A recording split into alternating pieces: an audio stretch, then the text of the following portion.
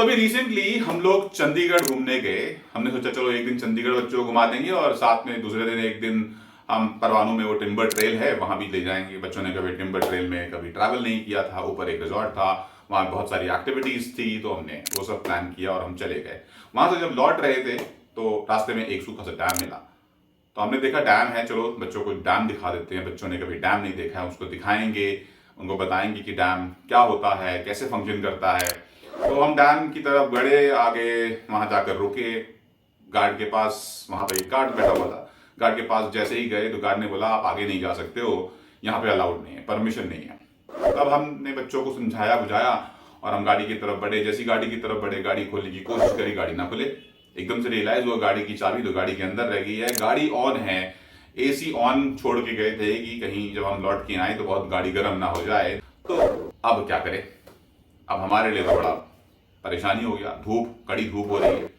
तो ऐसे में हमने रोड असिस्टेंस को कॉल करने की कोशिश करी तो पता चला कि हमारा रोड असिस्टेंस एक्सपायर हो चुका था। हमने कार कंपनी के कॉल सेंटर पे कॉल किया और वहां पर उनसे बोला कि हमें कुछ हेल्प पहुंचाइए, हमारा रोड असिस्टेंस एक्सपायर हो चुका है। तो उन्होंने कहा कोई बात नहीं सर, आप रोड असिस्टेंस को ही बोलिए, वही गाड़ी आपकी टो करा के ले जाएंगे। मैंने कहा देखो टो कराने का मेरे पास टाइम नहीं, क्योंकि मुझे दिल्ली निकलना है वापस और मैं चाह रहा हूँ जल्दी से आप किसी को भेज दें, छोटा सा काम है, आपको गाड़ी के शीशे खुलवाने पड़ेंगे, खोलेंगे, हमारी चाबी हमको मिलेगी और गाड़ी में कोई दिक्कत तो है नहीं। तो उन्होंने कहा चल ठीक है, मैं पता करती हूँ वहां पर पास में आपके डीलरशिप कौन सी है। तो 2-3 डीलरशिप में से बात करी। एक डीलरशिप जो सबसे पास थी वो तुरंत आधे घंटे के अंदर हमारे पास पहुंचे, हमारी कार में हमारी हेल्प करी, हमारी चाबी निकाली और हम आगे बढ़ गए। अब ये जो एक्सपीरियंस था मेरा, ये एक्सपीरियंस भी बहुत है इस बात पर एक कॉन्फिडेंस आने के लिए कि मेरा डिसीजन जब मैंने ये कार खरीदी तो बिल्कुल सही था। क्योंकि कार खरीदने के इतने साल बाद ही, 4 साल हो गए उस कार को खरीदे हुए, 4 साल खरीदने के बाद भी अगर एक कंपनी मेरा इतना ध्यान रख रही है, अपने कस्टमर एक्सपीरियंस पे इतना फोकस कर रही है, कस्टमर सर्विस पे इतना फोकस कर रही है, कस्टमर की इतनी वैल्यू कर रही है, तो इससे अच्छी कंपनी क्या हो सकती है।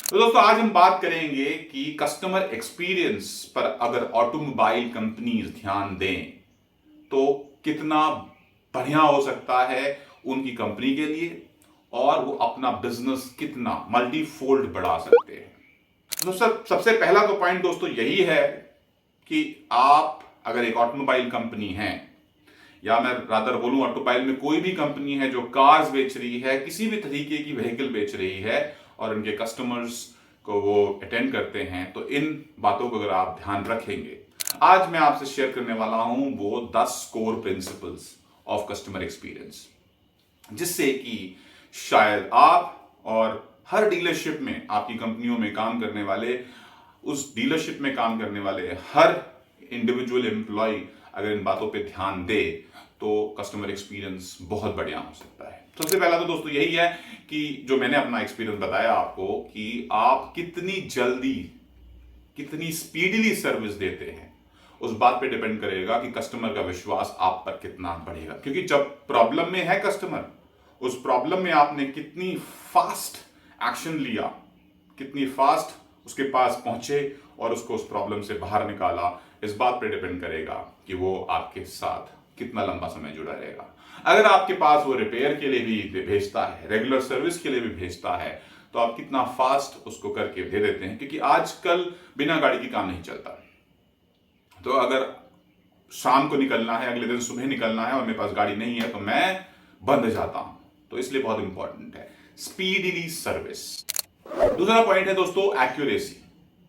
अगर आपके कस्टमर को आप कोई भी उसकी कोई इंक्वायरी, जब वो आपकी डीलरशिप पहुंचता है कार खरीदने के लिए, अगर आपको अपना प्रोडक्ट, अपनी कार का मॉडल के फीचर्स, अगर उसके कोई भी इंक्वायरी होती है, अगर आप वो रिजॉल्व नहीं कर पाते हैं, तो आपका कस्टमर आपके साथ जुड़ ही नहीं पाएगा और सिर्फ आपकी वजह से शायद वो आपकी डीलरशिप से आगे बढ़ के किसी और कंपनी की डीलरशिप पे चला जाए। आपने एक कस्टमर खो दिया है।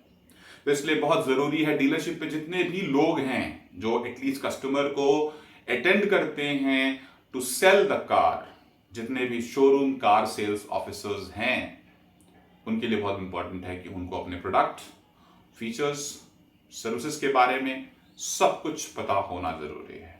ऑल्दो जो ब्रोशर्स होते हैं, जो लिटरेचर होता है, उसमें बहुत कुछ मेंशन होता है, बट फिर भी अगर आपको होल्ड नहीं है, कंप्लीट होल्ड नहीं, आपको नॉलेज नहीं है, तो वो कस्टमर आपके हाथ से निकल सकता है।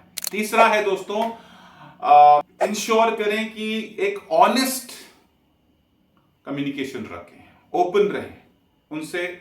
जो भी शेयर करे वो इस तरीके से शेयर करे कि कस्टमर को कहीं पर भी आप पर डाउट ना हो, चाहे वो सेल्स में हो, चाहे वो कस्टमर रिपेयर के लिए जब आपके डीलरशिप पे कार को लेके आता है, तो बहुत इंपॉर्टेंट है। मान लीजिए वो आपके रिपेयर वर्कशॉप पे रिपेयर के लिए, सर्विस के लिए लेकर आता है, तो आप किसी भी चीज को छुपाएं ना। जो भी प्रॉब्लम है वो कस्टमर से शेयर करें कि इस कार में ये प्रॉब्लम है। कोई भी प्रॉब्लम को बढ़ाकर उसके लिए सामने ना खड़ा करें और एक बहुत बड़ा बिल बनाकर उससे थोड़ा ज्यादा आप ऐंठ लें, ऐसी कोशिश बिल्कुल भी ना करें। लॉन्ग टर्म में सिर्फ आपका नुकसान है और कुछ नहीं, क्योंकि गुडविल ही आपकी डीलरशिप को आगे ले जाती है। चौथा पॉइंट है दोस्तों, make yourself available and easy to find. अगर आप एक ब्रांड हैं, आप कहां मिलेंगे? अपने डीलरशिप्स पे, अपने शोरूम्स में। तो आपके शोरूम्स इजीली लोकेट हो सकें।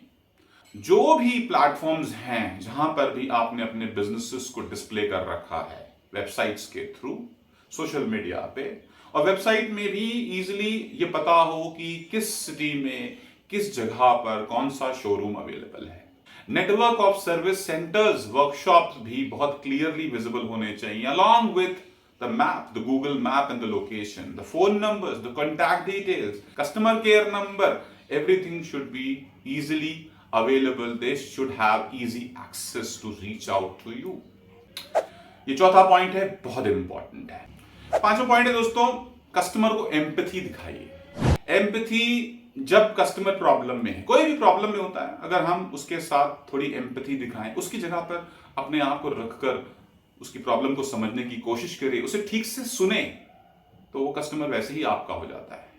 वो वैसे ही समझ जाता है कि आप उसकी प्रॉब्लम समझ रहे हैं, आपको फर्क पड़ रहा है और आप उस प्रॉब्लम को जल्द से जल्द सॉल्व करना चाहते हैं, वो आपका हो जाता है।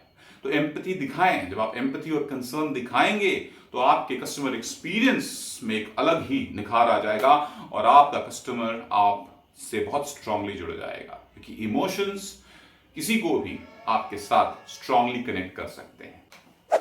अगला पॉइंट है दोस्तों, अपने कस्टमर को एम्पावर करिए, मतलब उनको ये ऑटोनॉमी दीजिए कि बहुत सारे टूल्स हैं आजकल। मान लीजिए अपॉइंटमेंट लेना है, तो आपके पास ऐसे ऑनलाइन टूल्स होने चाहिए जहां पर वो खुद अपनी अपॉइंटमेंट शेड्यूल कर पाए। दूसरा, जब भी वो सर्विस कराने आते हैं, तो सर्विस कराने के बाद जब भी आप उनको एक एस्टिमेट बताते हैं, वो एस्टिमेट ऑनलाइन चेक कर पाएं। भले ही वो आपके यहाँ कार छोड़ के चले जाएं, वो चेक कर पाएं कि इस एस्टिमेट में आपने कौन से पार्ट लगाने का बोला है और क्या पार्ट है, उसका कितना कॉस्ट है, क्या उसका एक्चुअल प्राइस है और क्या आप डिस्काउंट कर रहे हैं। Before making the payment, before you start working on the car of the customer, to repair it, to service it, उसको क्लियरली विजिबल हो उस प्लेटफॉर्म पर, ऑनलाइन टूल के थ्रू। तीसरा बहुत इंपॉर्टेंट है, अगर मान लीजिए कार खरीदना चाहता है तो फाइनेंसिंग ऑप्शंस क्या है आपके पास, वो भी उसको इजीली अवेलेबल हो। टूल्स खुद वो चूज कर पाए, चेक कर पाए, वो ऑटोनॉमी देनी बहुत जरूरी है कस्टमर को। सब कुछ आप ही के पास रहेगा, उसके पास वो ऑटोनॉमी नहीं है to browse, to check and understand, तो शायद वो खरीदने का भी डिसीजन ना ले पाए और आपके यहां सर्विस भी ना करा पाए। अब बात करते हैं, कोई भी ऐसा कोई कस्टमर होगा जिसको सर्विस आप कैसे भी दो तो चलेगा। हर कस्टमर को एक क्वालिटी सर्विस चाहिए। तो उस क्वालिटी सर्विस के लिए जब भी वो गाड़ी आती है आपके डीलरशिप में, आपके वर्कशॉप पे, तो जब आप उसको लौटाते हैं तो वो क्लीन एंड टाइडी तो होनी ही चाहिए, हाइजीनिक तो होनी ही चाहिए, बाहर से चमकनी तो चाहिए ही। आप उसको फोन करके या अपफ्रंट जो भी डिलीवर करने जा रहा है, ये डिलीवर करते ही फोन पर बताएं कि क्या क्या काम फाइनली हुआ है।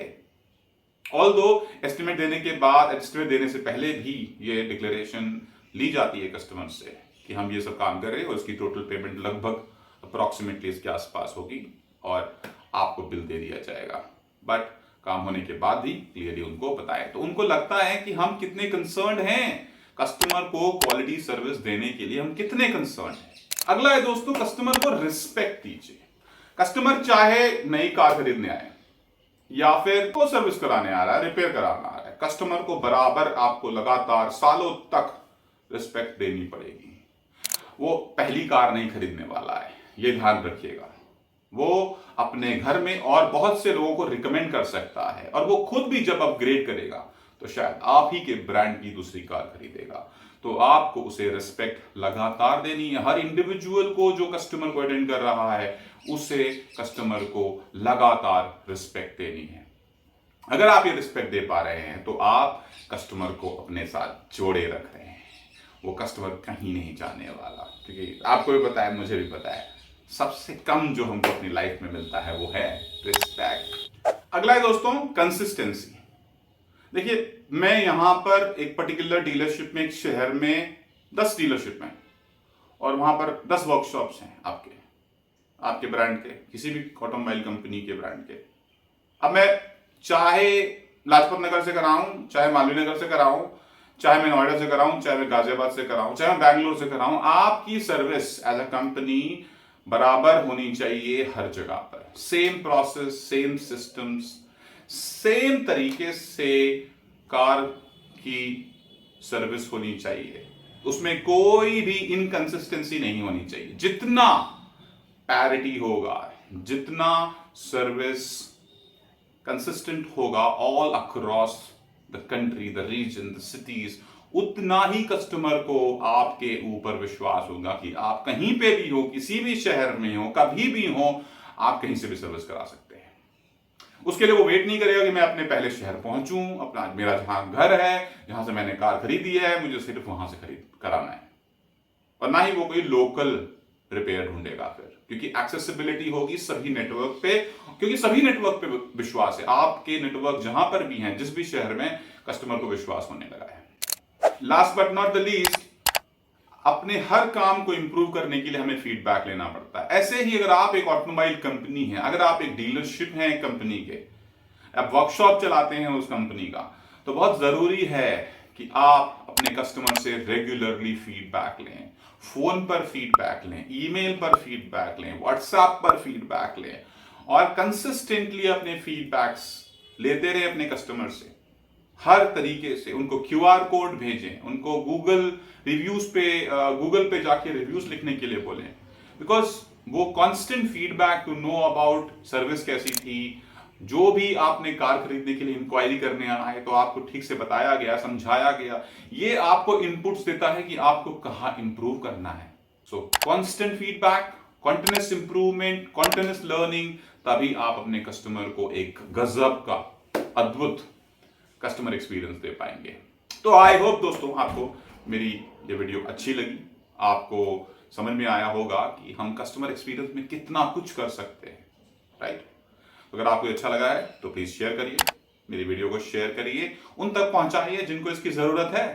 वो सभी डीलरशिप पे काम करने वाले सेल्स ऑफिसर्स, जो कार शोरूम सेल्स ऑफिसर हैं उनको, वो सभी वर्कशॉप में काम करने वाले, वो service delivery boys, service engineers जो रिसेप्शन पे बैठते हैं उनको, कंपनीज को फॉरवर्ड करिए और देखिए क्या वो इंप्रूव करते हैं। आप भी चाहते हैं कुछ और कस्टमर एक्सपीरियंस अपनी इंडस्ट्री से रिलेटेड, तो मुझे बताइए।